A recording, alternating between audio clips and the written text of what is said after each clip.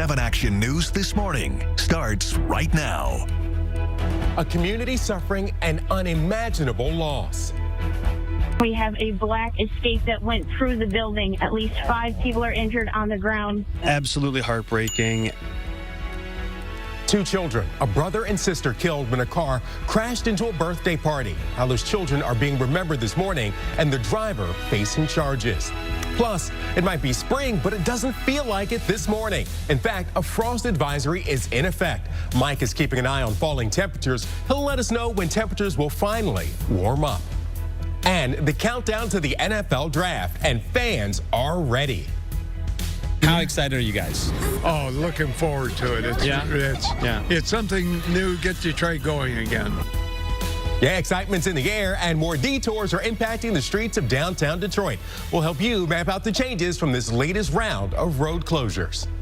Well, good Monday morning, and thank you so much for waking up with us here on 7 Action News This Morning. I'm Keenan Smith. We're just 3 days away from the NFL Draft. You're taking a live look now at the stage for the NFL Draft in downtown Detroit.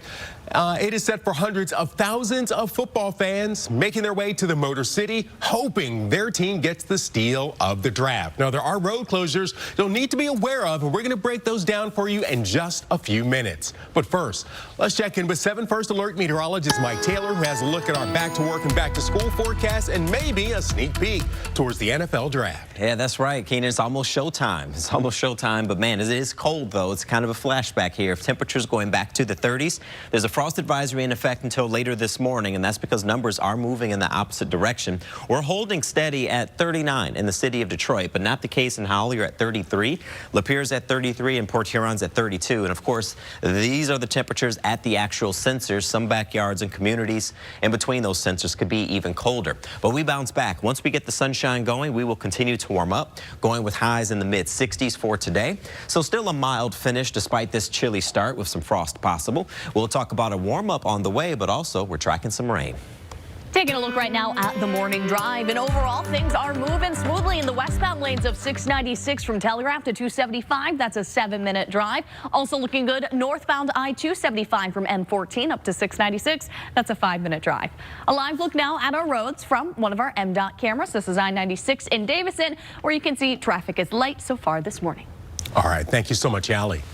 Well, now to a community in mourning after a driver plowed through a child's birthday party at a boat club in Monroe County. The Saturday afternoon tragedy shaking residents of Berlin Township, many of whom showed up yesterday at the Swan Boat Club to pay their respects to the young victims. 2 children, a brother and sister, were killed. More than a dozen others were injured. And this morning, the driver is in custody accused of driving while intoxicated.